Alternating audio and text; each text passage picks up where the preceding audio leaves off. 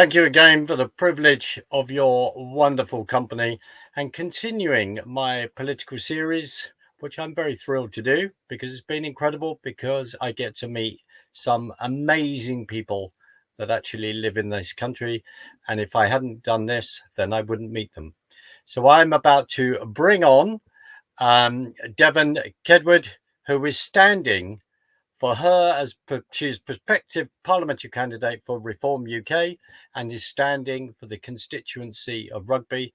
And as usual, we will go through our wonderful geography lesson helped by Devenne to explain where her constituency is. Devenne, lovely Hi. to meet you by the digital Hello. medium. Thank you so much for joining me. So let's just go through our maps. There's been one map that I've regularly shown as we've got some international viewers. It always helps to remind these people where the UK actually is. So here we go. This is our standard map showing the shape of our country. And now I'm going to come down to the area where you are, and then coming down to the wonderful constituency of Rugby. And There we are. there you are. Devenne, how long have you been involved with the area there in Rugby? How long have you been involved? With with Reform UK, I started the application process back in November of last year, of 2023. Then the first time that I actually stood as a candidate was in the local elections on the 2nd of May. Mainly sort of about the presence building ready for the general election. So yeah, not a particularly heavy political background in any shape or form, but I do think that a lot of people are finding that refreshing right now, especially from Reform, with a lot more people that are just normal people that are standing up and saying, we've had enough, it's time for change. So yeah, I think I fall into that category. Brilliant, brilliant. So when you're out and about, Devenne, what are the concerns that people are bringing to you? What are the concerns that the constituents have that they are talking to you about? So nationally, the top three are immigration, the NHS, and a lot of people actually have been talking about education. There's been sort of quite a few concerns that I've had raised to me recently. And then locally, the sorry, the hospital that we have here, St. Cross, that is not particularly performing. It's been downgraded several times. There's no longer an A&E. It's just a minor injuries unit now, which is nurse led. So hardly anything can be treated on site, and they won't see any children under 5. So we are having to go to Coventry, which is the nearest A&E, which is buckled under demand. So healthcare, local healthcare is a big thing. Obviously, GP appointments, dentists, all that kind of thing. Also locally, the town centre here in Rugby is top of a lot of people's concern list. Mostly because the council were actually given quite a large funding pot not so long ago of about £5 million, and all they've spent so far is about 3% of that. So people rightly are kind of going, what's going on? You know, so many times they've been calling out and saying what they want to see here. They just don't feel like they're being listened to. That is primarily the main issue of rugby, is that they feel underrepresented and that nobody has listened to them for a long time. So, without putting words in your mouth, do they just feel taken for granted by the political process? You're seeing it at the moment, everybody, all of the candidates have got the Facebook posts on the go and things, and you're seeing in the comments from people, we only ever see you when you want our vote. Oh, they're commenting, must be election time. They are completely, they've had enough of it, because it's true. It's so true. After the local elections, when all was said and done, the vast majority of the councillors have disappeared again. You don't see them until they're out canvassing for your vote. So I understand, and being a local resident myself, I see it myself. I know what it's like, and I completely understand where they're coming from because I feel the same.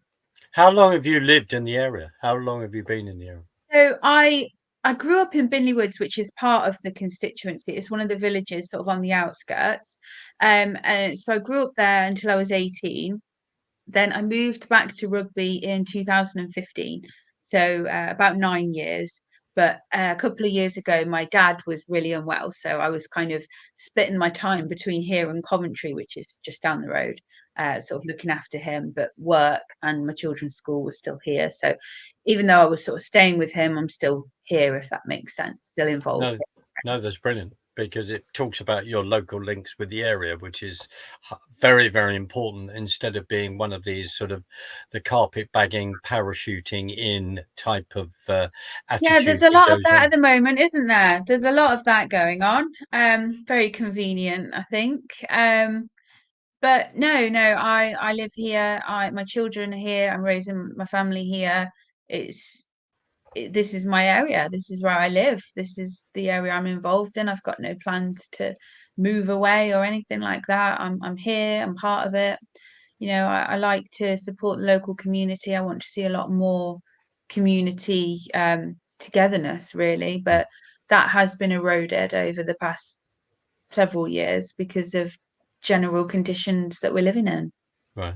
So going back to what you were saying about the hospital, and because I'm not in the area geographically, is that quite a drive from the minor injuries unit to having to go to the A&E in Coventry? Is that quite a drive or? Yeah, it is. And so I'd say if you took the motorway, it's probably at least 20 minutes. And if you go the back roads, it's probably even longer. And if you don't drive, how are you going to get there? You've got to rely on taxis, public transport. If you're really, really poorly, you don't want to be doing that. And the trouble is, you can't just get an ambulance because they closed down our ambulance station. I think it's about 2 years ago. They closed it down, said that the funding needed to be used better elsewhere, which is what they always tell us. Is what they told us when they closed the A&E. But you don't see the benefits of it. So and we've got there's a local lady here who she's absolutely incredible. Her son, unfortunately, he passed away a couple of years ago because he went into cardiac arrest and the ambulance took too long to get to him. And if the ambulance had got there sooner, he had a much higher chance of survival. So she has set up a charity and she actually goes around and she installs defibrillators in accessible places all around rugby. Now, she's incredible what she's doing, through her pain, her grief. She just is channeling it into something that's saving lives. And yet, why should she have to do that? Why are we in a world where that lady who's grieving her son is having to go around and install defibrillators because the NHS aren't bothering, is what it comes down to. That and they say they support her work and things, and they'll have conversations with her about improving things, but remains to be seen. She needs somebody, not just her either, all the people locally that are campaigning for various different things, usually related to health because of how poor the provision is here. They need someone on their side, backing them 100%, and not someone that's just going to stand up and say, yep, I'm going to do something about this, but then don't do it. They need action. They need somebody that is going to support their cause and act on their behalf. That was one of the main drives for me to actually do this with Reform, because I just can't see it happening unless some of the more normies, if you like, stand up and do it.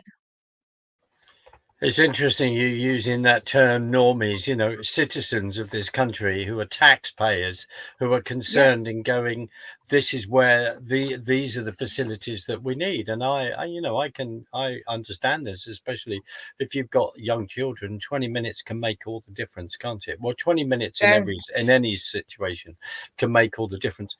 So you're talking about this hospital, immigration, and we mustn't be afraid to discuss that. How is that impeding specifically on rugby? Again, you raised that. Is it again being able to get a doctor's appointment, dentist appointment, housing? What is housing? What is the situation with housing, etc.? Has it how is it impeding on your area?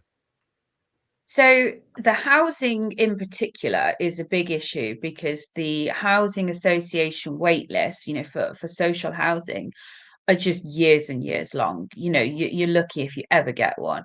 And private rented accommodation just goes snapped up as it is across the board.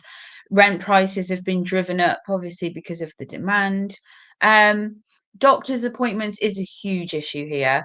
Um, the main problem we have here is being driven by overdevelopment. We've had so many new housing estates just thrown up within a very short period of time.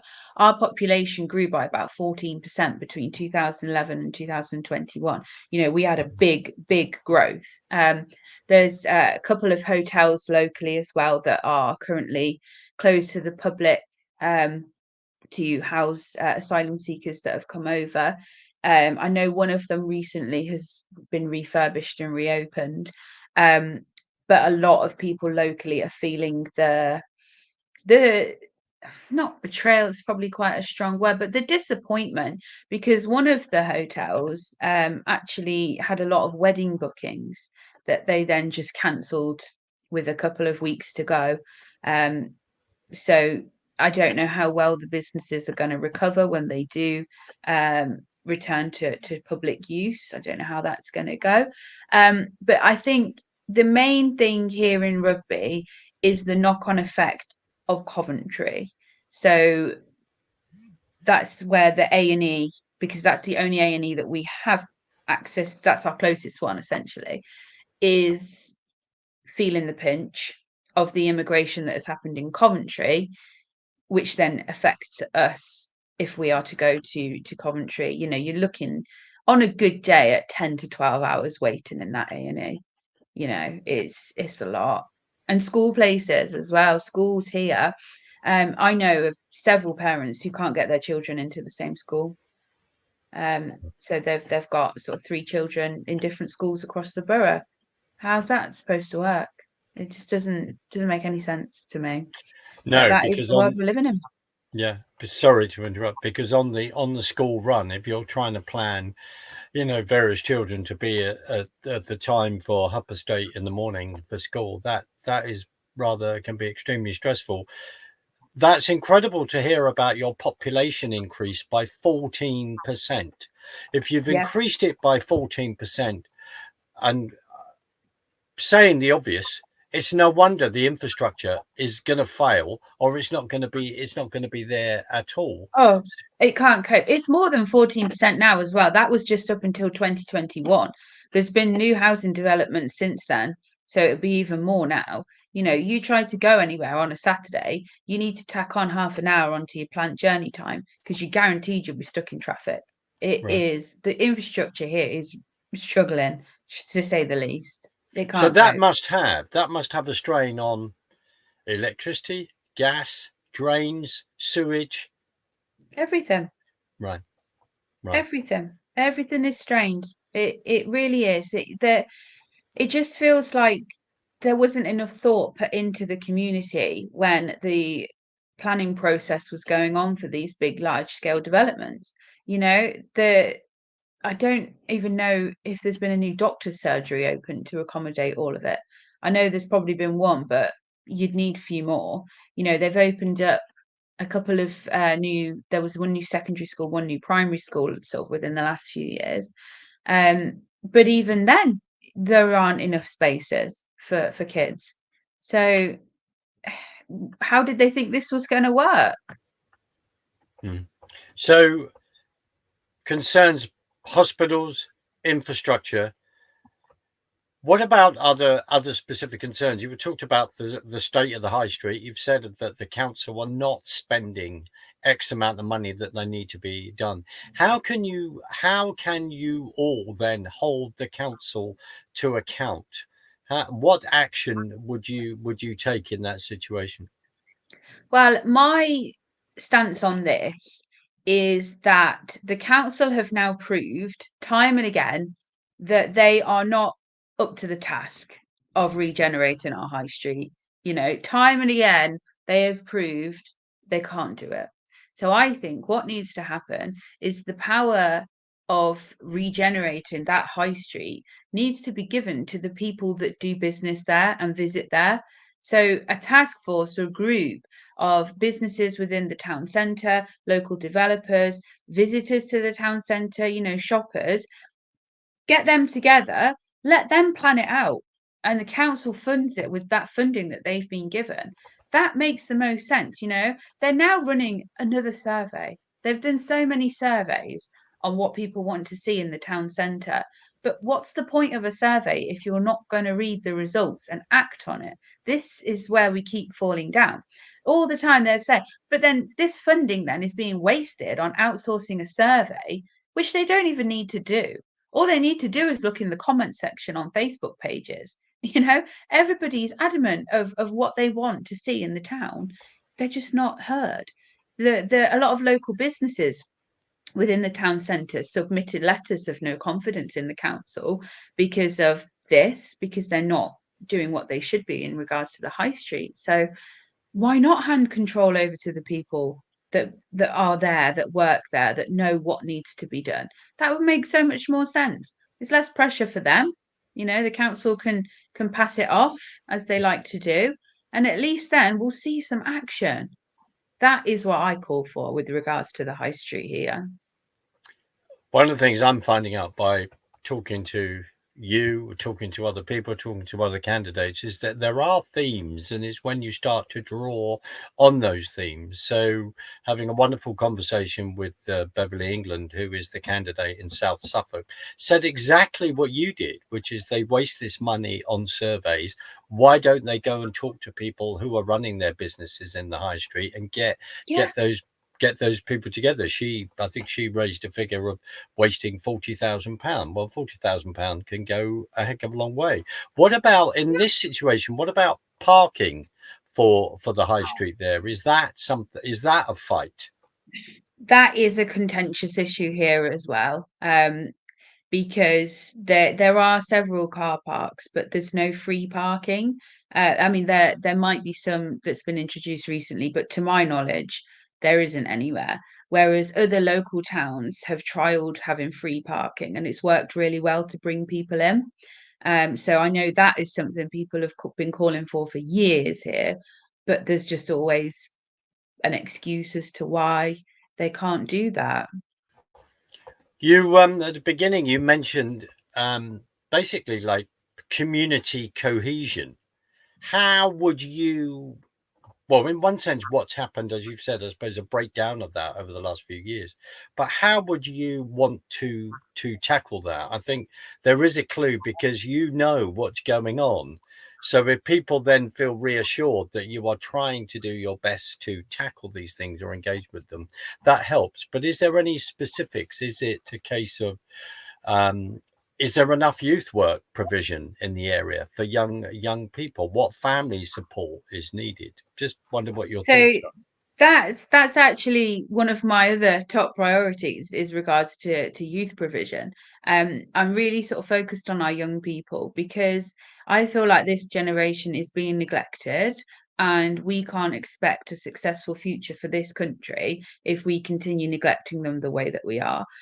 So many children now, they come in from school and they don't go out. They go to their bedroom, they're on their phone, they're on their consoles, they're not socializing, and it's affecting their mental health. So many children now have are struggling, and children's mental health services can't cope with the demand. So one of the things that I want to see here, my ideal vision, if you like, is for every child in the rugby constituency to have a youth club within walking distance that they can access regularly, not just once a week or once a month or something, regularly, at least 3 times a week, where they can go, they can socialize, and they can learn life skills. This is the key thing: life skills to prepare them for adulthood and to build resilience. Because there are so many things I left school without knowing. Credit scores. A 16-year-old me didn't have a clue about credit scores or, all of that kind of thing. Yeah, I knew how to do algebra, but I can tell you the amount of times I've used that since I left school. They need additional education that comes across to them not as formal education, as something they can do they can interact, they can learn as they go and pick up various skills, cooking, things like that. So many children don't learn how to cook. And as a working parent myself, I know how hard it is when you've been at work all day, you get in, and then you've got all the evening tasks that need to be done. It's so hard being a modern parent. It's not like when, in the good old days, as they say, when one parent was at home all day and could do all of this nurturing side of things with the children. Now parents are burnt out. We're exhausted because it is hard. You can't just get by on, a single income anymore. And I think it's so important that children then have that resource that they can go to to just get them out and get them interacting and improving their mental health and their skills for the future. So we talk about youth club. What are sports provisions like in the constituency? Is there enough swimming pools? Is there enough infrastructure like that, as you quite rightly said, for young people to enjoy? And there is, of course, a good spin-off from that because they're then fitter mentally. Mental health then improves by being fitter. Then it's less strain on NHS services, etc., etc. So, is there enough sports provision in the constituency?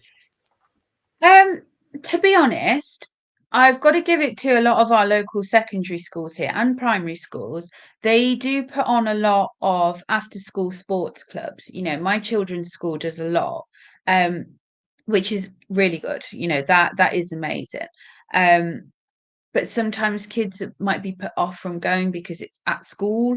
I don't know how well used they are. We do have one sort of large swimming pool in the town centre, which is great. My kids absolutely love it there, but it's pricey. It's really expensive to go do swimming. I think the last time I did it, it was probably about 25 quid just to take the kids swimming, which is unrealistic for a lot of people right now. Cost of living and everything. It's a lot. Um, Swimming lessons as well, again, very expensive. So there is a fairly good provision here because obviously with rugby, the sport being founded here in Rugby, there's a lot of focus on that. I just don't know how well it's sort of taken up. My children a little bit too young at the moment to go off and join the sort of independent clubs like that. But um, yeah, I think there probably could be more and more accessible ways for other children to go that might not be able to afford to pay for them. So going back to the council, I mean, we're talking about surveys, we're then talking about waste, thinking, well, they're wasting their money here, they're wasting their money there.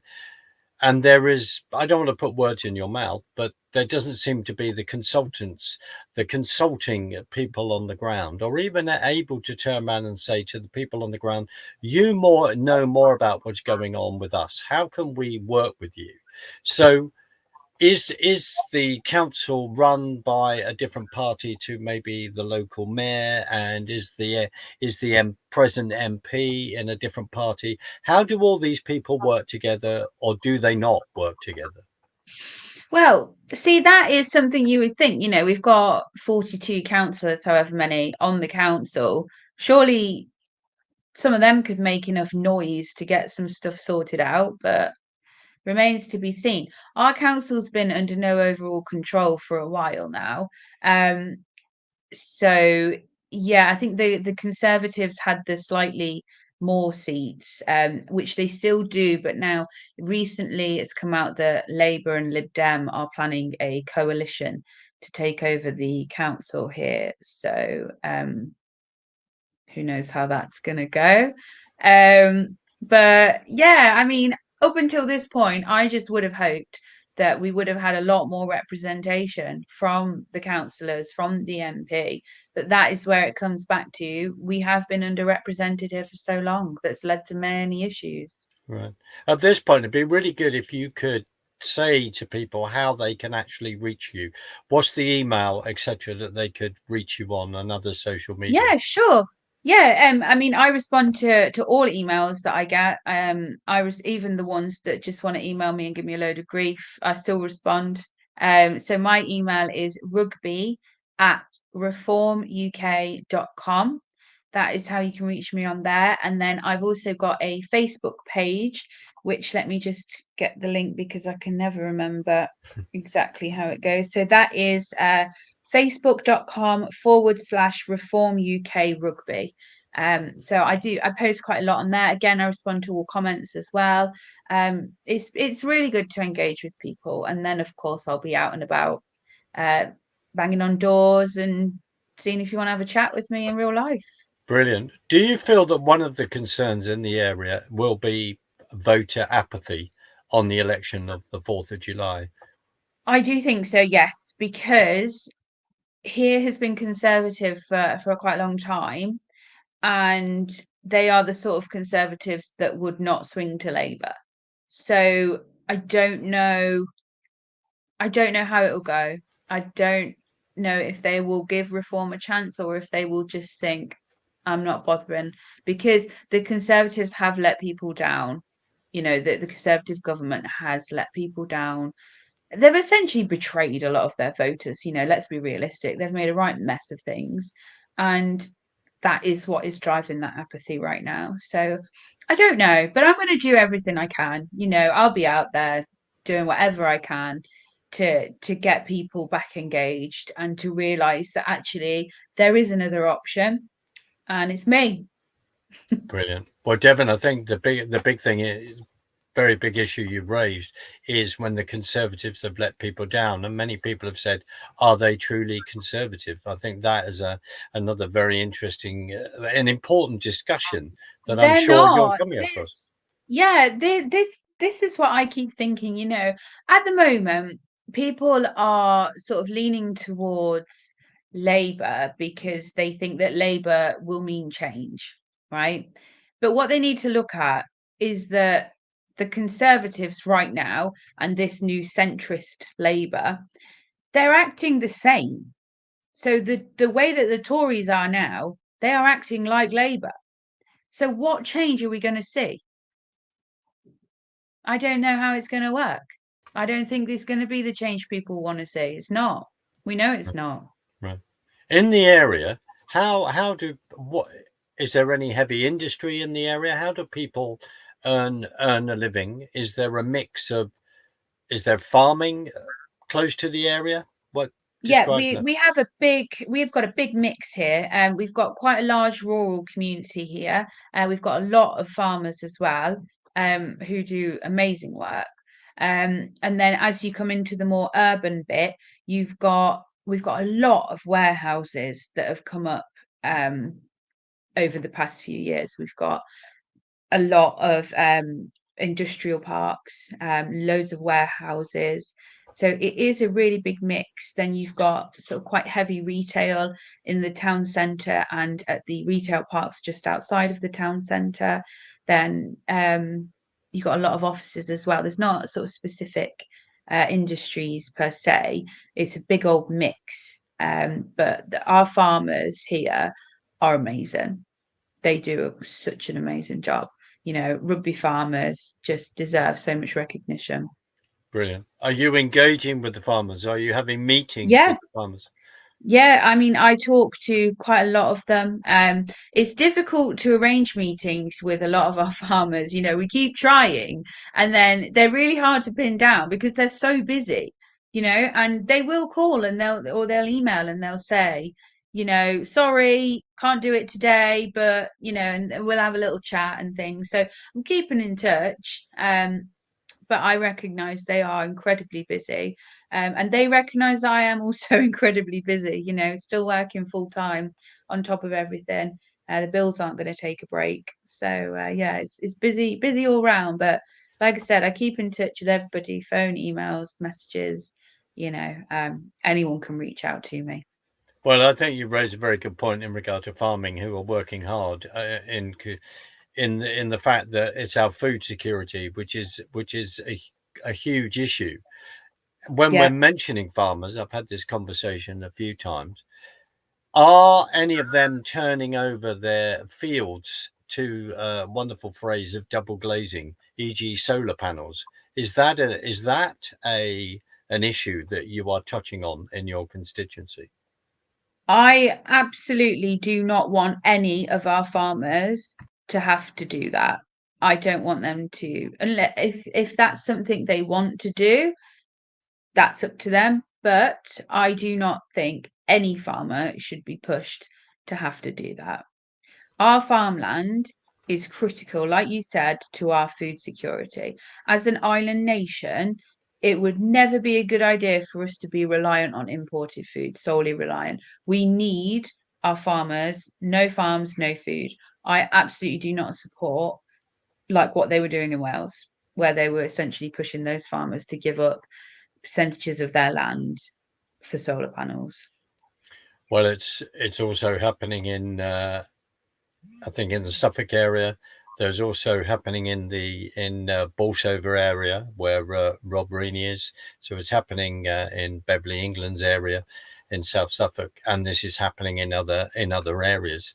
And I think you've made a very very strong and in important statement, because I think farmers are forgotten with how hard they are actually working, Yeah, and without they are. sort of segueing into sort of massively on farming, but it's really important. I think one of the things about Jeremy Clarkson's show is that it's actually shown people the importance of farming and the struggle that they go through. Um, Absolutely. Devon, would you have described rugby as a heavy Brexiteer voting area or a heavy Remainer area? I think we were 57%, 57% leave in rugby. Right. And is that people's frustration and being let down by Conservatives? Does that issue come into that thinking? That's, do you mean for the leave vote? Sorry. Yes. Or Yeah. Yeah. To the lead. uh, possibly. I'm not too sure, to be honest. I just think that generally the Brexit idea was just heavily supported here. To get the 57%. It was quite a high turnout, so I can't remember the figure off the top of my head. But it was quite a high turnout here. So whilst it's only just over the scale, obviously it is more predominantly that. But in terms of conversations that I've been having recently, uh, the people I'm talking to that did vote to leave are all saying the same thing. Brexit hasn't been delivered. They don't feed into to the sort of the lefty things that come out about Brexit and how it's destroyed us and blah blah blah, because we haven't had Brexit. They bungled it essentially. We haven't got it. So yeah, a lot of people are feeling very let down specifically around that. The other discussion that comes up is that we seem to be a distributor of wealth instead of wealth creation, and we need to get back to wealth creation.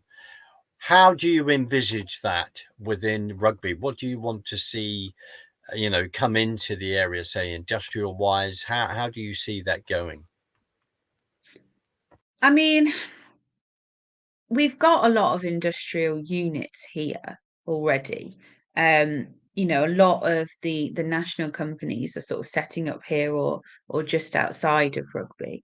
So we do already have a lot of that going on.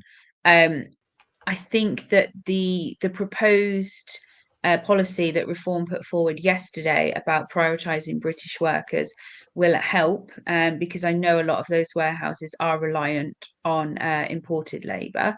So that will do quite a lot for the local economy in terms of getting, especially our younger people that are stuck at the moment, can't find work. It will help to get them, you know, something going on for them. But in terms of wealth creation, um, it's difficult to say. I would like to see a lot more young people taking up farming. I know we're back onto it, but this is like the perfect area for it, and to have them starting up their own businesses. We've got young farmer groups here, to have them starting up their own businesses and being supported through things like that. And I also want to see a lot of growth in the sort of AI side of things, in terms of moving forwards, because we're very behind on things like that, technology. So in terms of the rest of the world, we're behind. So seeing a lot of people, especially, there's a forgotten generation as well. We talk a lot about our young people and getting them into work, but the people like my dad, who started out at 14 into construction and can no longer do that because of their physical disabilities that have gained from doing construction. So the people sort of late 40s, 50s, early 60s that aren't ready to retire yet, but can no longer do their job, either because it's outdated or their health, for various reasons. Those people, wouldn't it be amazing if there was support for those people to set up new businesses, new ventures, and start the wealth creation as if they're starting again, later in life? Why not? That would be amazing if we could do that. Well, when you talk about community cohesion, it's a wonderful opportunity to bring all the different generations together, because the Absolutely. older That's what we generations, need. yeah, we've got the experience. We may not be as tech savvy as the youngsters, but by combining, there's some incredible things that we can do. Um, Absolutely. That is so true. yeah. So what about have you got enough police force on the ground in rugby? What about, is there crime issues that people are concerned about? There's a lot of antisocial behavior and things like that. To be honest, our police force here, all of them that I've met, they're wonderful people. They are so hardworking. The police station here isn't particularly fit for purpose. It's not open a whole lot. It's not very accessible. I know a lot of people kind of wonder why it's there, shall we say. So obviously we need more police on the streets, on the bobbies on the beat. But the ones that we do have here, they do such a good job. And I know that crime typically is responded to well by the police, but there's always room for improvements, of course. Definitely, we do need more.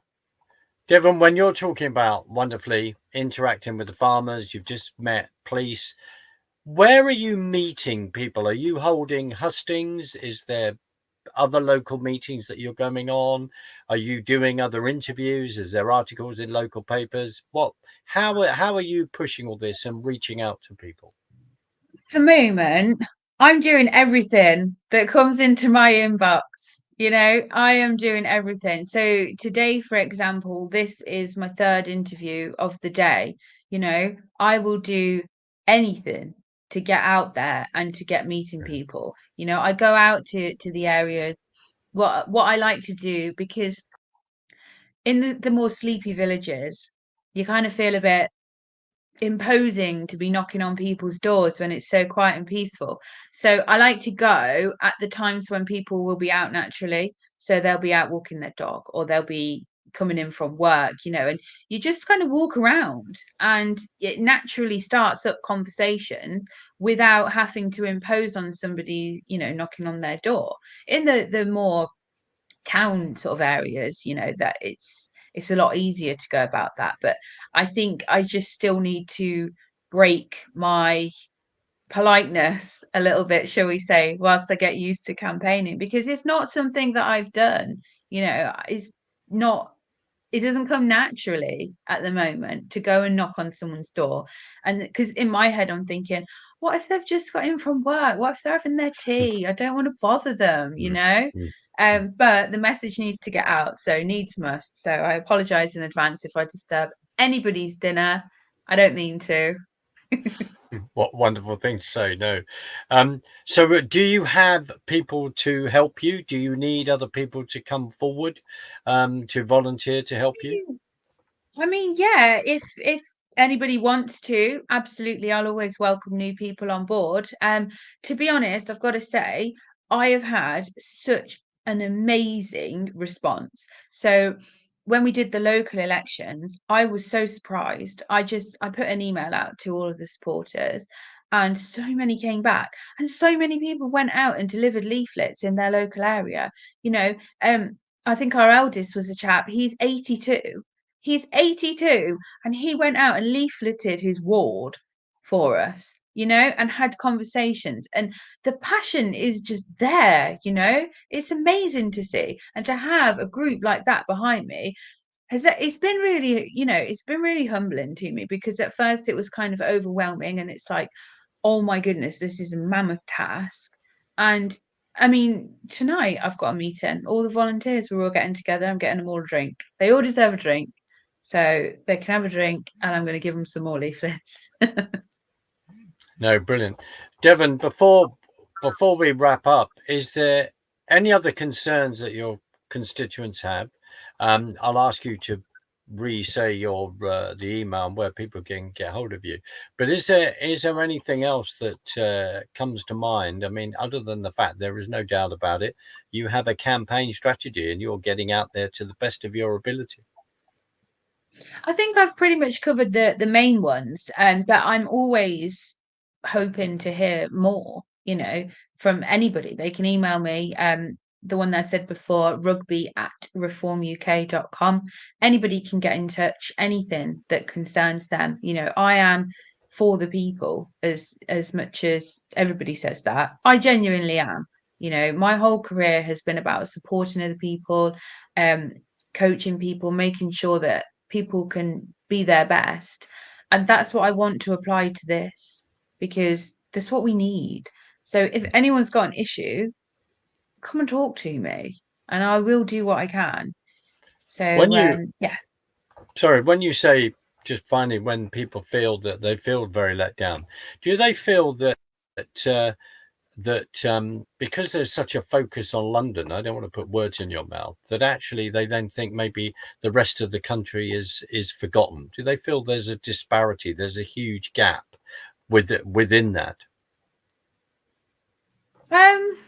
I think the feeling forgotten is here. It's because the local, representatives aren't all that visible. And a lot of people feel that when they are raising issues, nobody is championing them for them. So they feel neglected and ignored. That's what that comes from. I mean, we have a lot of people that live in Rugby that commute to and from London. But I don't think that really plays into things here so much. It's very much more about the local representatives here not representing enough. Mm, mm. Which is what they are called to do.